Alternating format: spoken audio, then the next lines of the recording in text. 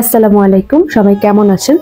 আশা করছি যে যেখানে বসে আমার এই ভিডিওটি দেখছেন, কাছে বা দূরে, সবাইকে জানাচ্ছি আন্তরিক অভিনন্দন। আজকে আমি আপনাদের সাথে যে রেসিপিটি শেয়ার করব সেটি হচ্ছে পাউন্ড কেকের রেসিপি, যেটা আমি খুব ঝটপট বাসায় বানিয়ে থাকি বাচ্চাদের টিফিনে কিংবা বিকালের নাস্তায় পরিবেশনের জন্য। তো আশা করছি আমার আজকের রেসিপিটি আপনাদের কাছে ভালো লাগবে।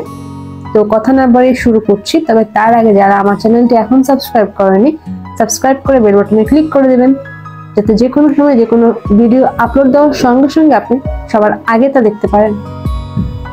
তো ভিউয়ার্স, শুরু করছি। কেক বানানোর জন্য প্রথমে আমরা শুকনো উপকরণগুলোকে চেলে নিব। তার জন্য চালনিতে আমি নিয়ে নিচ্ছি 2/3 কাপ ময়দা। চাইলে এখানে আপনারা ময়দার বদলে আটাও ব্যবহার করতে পারেন।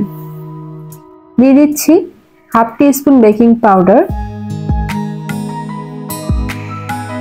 দিচ্ছি 1 টিস্পুন কর্নফ্লাওয়ার,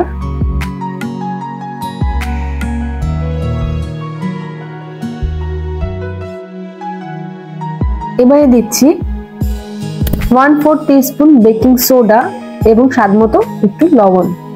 এবারে সবগুলো উপকরণ আমি একসঙ্গে চেলে নিব।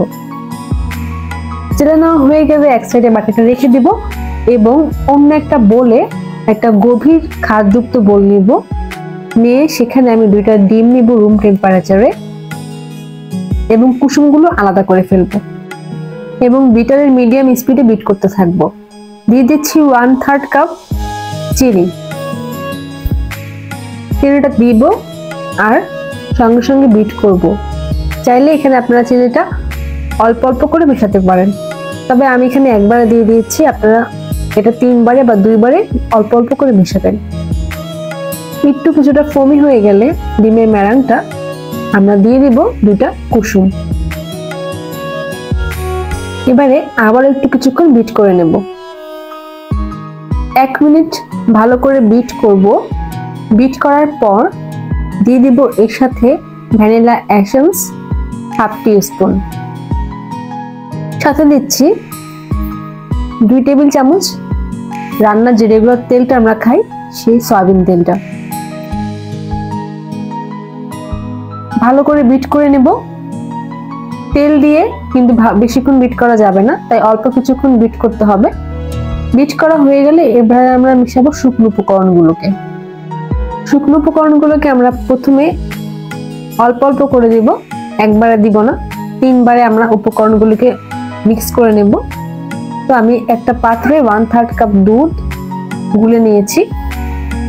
আমরা 3 বারে যখন উপকরণগুলোকে দিব, মেশাবো, একটু একটু করে দুধ দিয়ে অ্যাড করতে থাকবো। এটা অপশনাল, চাইলে আপনি নাও দিতে পারেন। মেশানো হয়ে গেলে এবারে আমরা যেই পাত্রে এটাকে বেক করব সেই পাত্রটা আমরা রেডি করে রেখেছি। এটা হচ্ছে পাউন্ড কেকের একটা মোল্ড। এই মোল্ডে আমরা কেকটা ব্যাটার ঢেলে দিচ্ছি।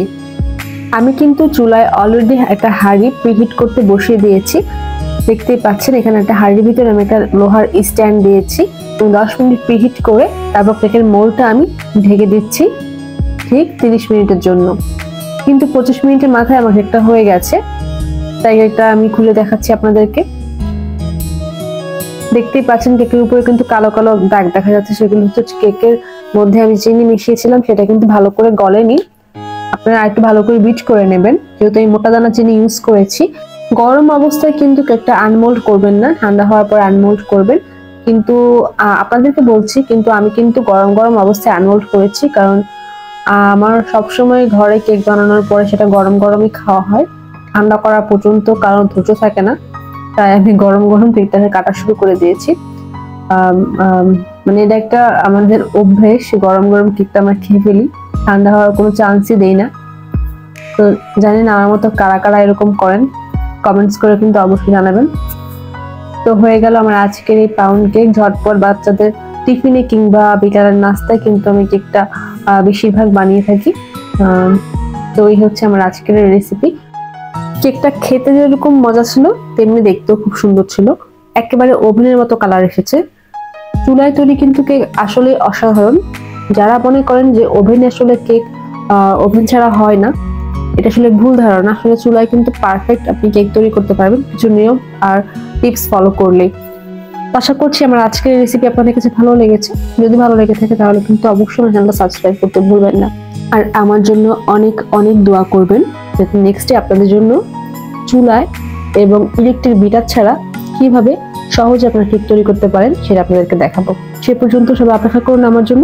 আজকে এই পর্যন্তই। আল্লাহ হাফেজ।